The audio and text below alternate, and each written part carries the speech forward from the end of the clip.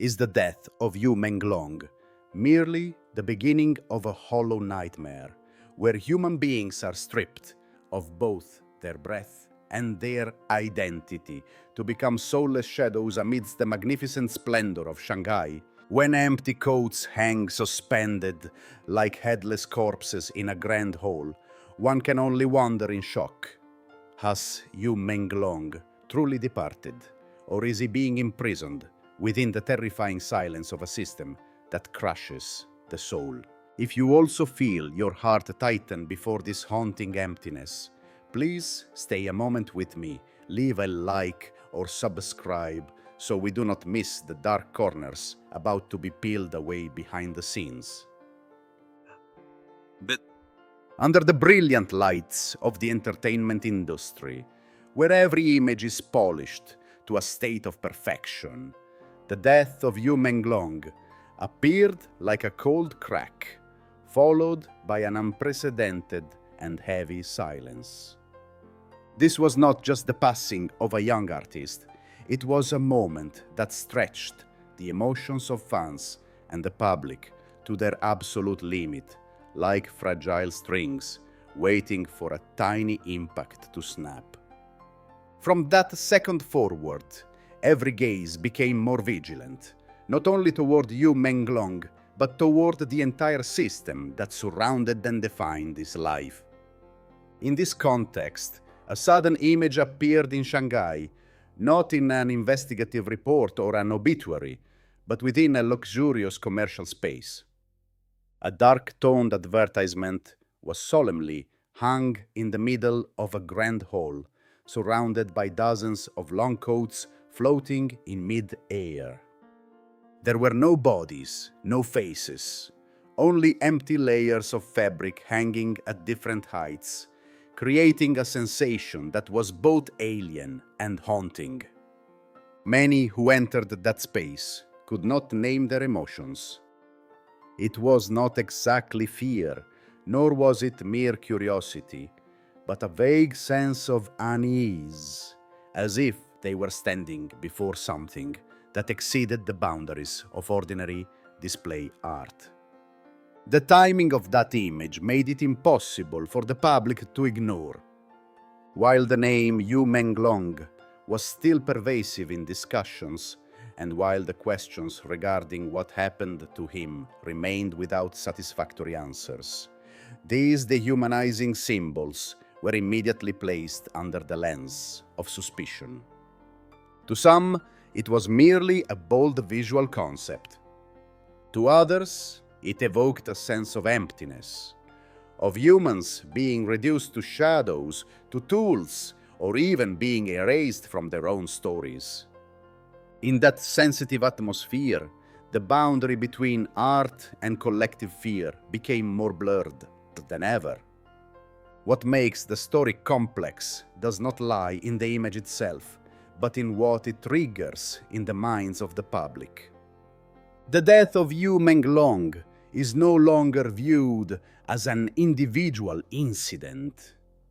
It has begun to be placed within a chain of signs, scattered yet haunting details that make many wonder if cold, invisible, operational mechanisms exist behind the glamour of the entertainment industry. When an artist disappears, what is truly buried with him? Is it an individual fate or a part of a truth that has never been spoken? From that starting point, this story does not seek to provide rushed conclusions.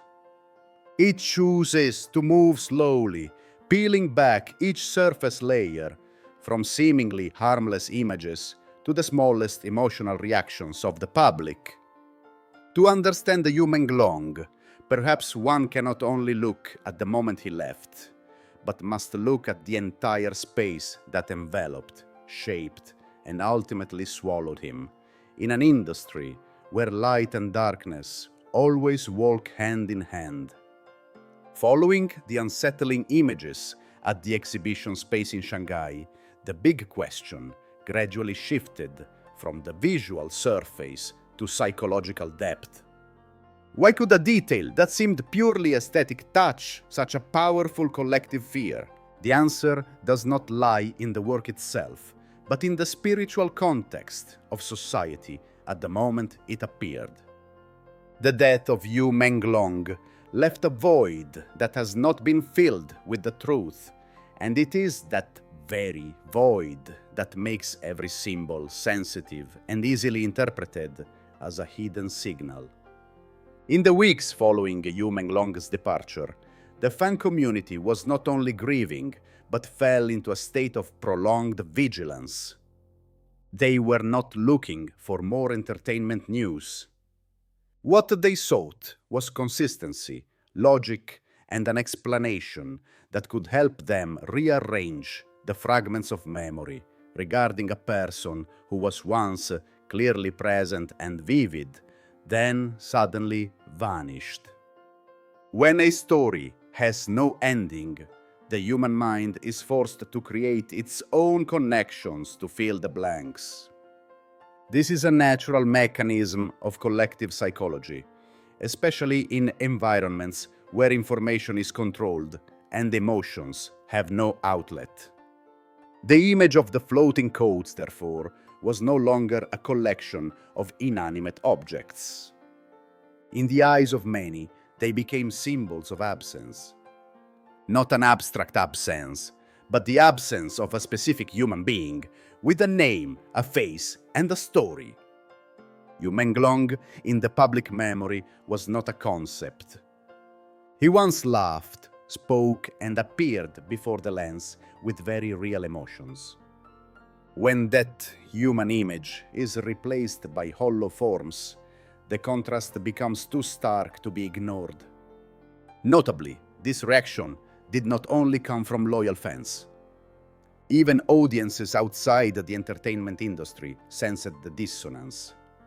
They did not necessarily believe in extreme hypotheses, but they recognized something familiar. The feeling that humans within a large system can be reduced to roles, to images, and then discarded when they are no longer suitable. In that context, Yu Menglong became a representative case, not because of how famous he was, but because his departure exposed questions that many had previously been accustomed to avoiding. From an analytical perspective, one must separate the overt motives from the latent motives of what followed. On the surface, everything has a logical explanation. Visual art has the right to shock. Advertising has the right to use abstract symbols. The individuals and organizations involved can cite creativity or coincidence. However, the latent motive does not lie in the initial intent, but in how the system reacted to the public's sensitivity. The lack of timely adjustment, the prolonged silence, and the decision to let controversial images exist in a fragile context unintentionally reinforced the feeling that human emotions were not the top priority. Yu Menglong, throughout this entire process, had almost no voice. He was no longer there to explain, to respond, to deny, or to confirm anything. It was that absolute silence that made him the center of every interpretation. Every tiny detail of his past, every image, every moment he appeared in public was scrutinized under a new light. It was not that the public wanted to create a tragedy, but that they were trying to understand what led to this outcome, and whether it was a personal accident or the consequence of a long chain of pressure. At a deeper level, Yu Menglong's story touches on a larger issue in the modern entertainment industry, the imbalance of power. When an artist's image is managed, shaped, and exploited by many different layers, the boundary between protection and control becomes fragile.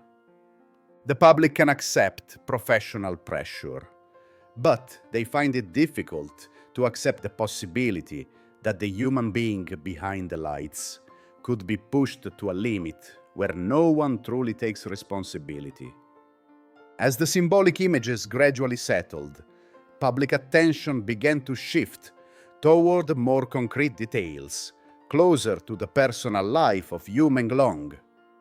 No longer about distant exhibition spaces or visual metaphors, the story now focused on small pieces of the puzzle, seemingly trivial, yet carrying special weight in the memory of fans. These were everyday moments, fleeting emotional expressions, and especially his relationship with the things most familiar to him.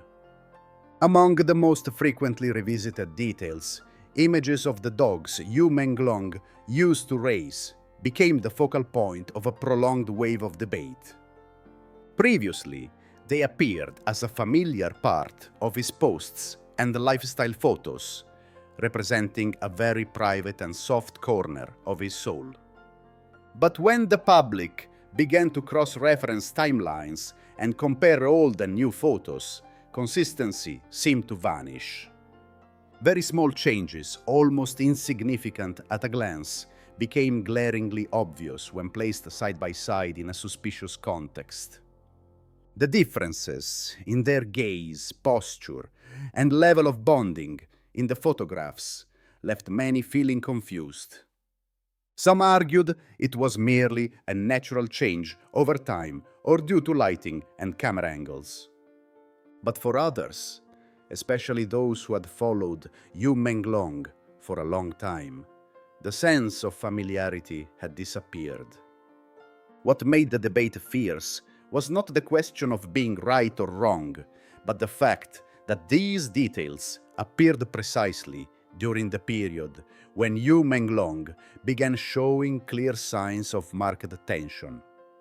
His live streams during that period are often recalled with a cautious tone. There were no accusations, no direct statements.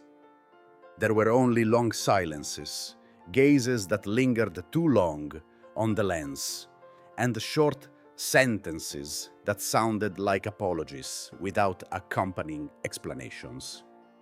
To an outsider, it might have been mere exhaustion. But for those searching for clues, each of those moments was interpreted as a tightly suppressed signal for help. It is noteworthy that Yu Menglong never publicly pointed to any individual or organization. His silence was absolute, and it was that very silence that made all interpretations more complex. In an environment where public statements are always carefully weighed, saying nothing is sometimes seen as the only safe choice. However, looking back from behind, the public cannot avoid the question of whether that safety was traded for prolonged psychological pressure. Parallel to the suspicions surrounding his personal life, public reaction quickly polarized into two distinct streams. One side called for sobriety, emphasizing that unverified details should not be turned into accusatory conclusions. They argued that connecting disjointed events could lead to misunderstandings and cause harm to uninvolved parties. The other side, while not asserting anything definitively, believed that the coincidences repeated too many times to be ignored. To them, Yu Menglong's story was a reminder that not all pressure is visible to the naked eye. Between these two viewpoints, the image of Yu Menglong gradually moved away from the framework of an ordinary entertainment artist. He was no longer just mentioned through roles or projects, but through his mental state and the limits a human being can endure. The public began to ask questions, not only about what happened, but about how the entertainment industry operates when an individual falls into a vulnerable state.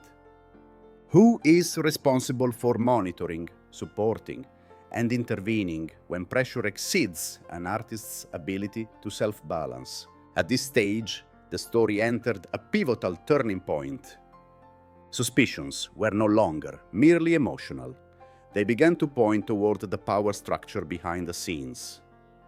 If Yu Menglong was truly in a state of being controlled or restricted in his ability to express himself, then that was not his problem alone. It reflected a model where image, contracts, and economic interests could override the basic human need for mental safety. As the story crossed the boundaries of personal suspicion, a broader layer of context began to emerge.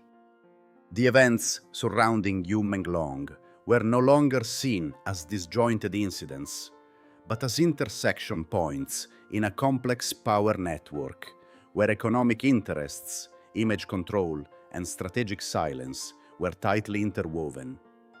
It was here that public attention shifted from the question of what happened to who holds the power of decision. Information spreading about certain individuals alleged to be involved, despite a lack of direct evidence, contributed to highlighting another reality. In the entertainment industry, not every presence is publicly recorded, and not every absence means a disappearance. Reports from the online community regarding a suspected individual appearing at various locations in a calm state and under no pressure created a contrast that was hard to ignore. This contrast did not aim to affirm right or wrong, but exposed a sense of injustice in the public perception. One person has departed forever, while those questioned seem unaffected by the shockwave of public opinion. Parallel to personal suspicions, financial fluctuations in the entertainment industry were quickly placed into the same analytical frame. The weakening of corporations, once considered pillars, mounting debts, share auctions, and emergency meetings to restructure power, all created a picture of systemic instability. In that context, the artist's image was no longer seen as a creative center, but was gradually viewed as an asset, a part of cash flow and control strategies. Yu Menglong, when placed into this picture, appears as an individual standing at a fragile intersection between a human being and a mechanism. He was not the only case under pressure, but his story became unique because of the timing and the way it ended. When a system faces financial and power crisis, the weakest links are often those who do not hold decision-making power. The public began to wonder whether, in the process of maintaining surface stability, the risks to the mental health and personal safety of artists were being overlooked. The expansion of the story did not stop at national borders. International conferences and declarations regarding other sensitive fields, even those not directly related to Yu Menglong, unintentionally reinforced the feeling that humans could be turned into resources within coldly operating systems. When concepts such as efficiency, optimization, and allocation are prioritized, ethical boundaries become fragile, and personal empathy is easily set aside. This does not mean that every system operates negatively, but it raises an important question. In an environment where power is concentrated and information is stratified, who bears the ultimate responsibility when an individual falls into crisis? Does that responsibility lie with the management company, the business partners, or the entire structure that profited from the artist's presence? For Yu Menglong, this question becomes more painful than ever because he is no longer there to demand an answer. At an analytical level, one cannot assert that Yu Menglong's story was the direct result of a conspiracy or a deliberate decision. However, one also cannot deny that a lack of transparency, prolonged silence, and the way the system reacted to warning signs contributed to a vulnerable environment. When multiple pieces of instability coexist, the possibility of tragedy is no longer hard to imagine. At the conclusion of this analysis, the story reaches a climax of awareness. Yu Menglong is not only remembered as an individual who has passed, but as a symbol for the unacknowledged limits of the entertainment industry.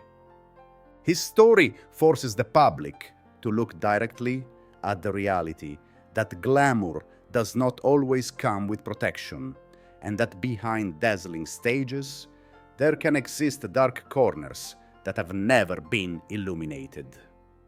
From here, the question is no longer whether the truth will be fully exposed, but what society will learn from this silence and loss. Yu Menglong has become an anchor for larger reflections on responsibility, the boundaries of power, and the value of a human being in a system that always moves for the sake of profit and control.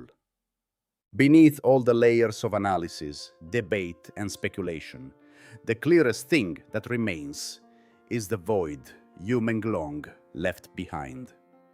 It is not only the void of an artist who is no longer present, but a void in the public's trust toward a system once considered glamorous and strictly controlled.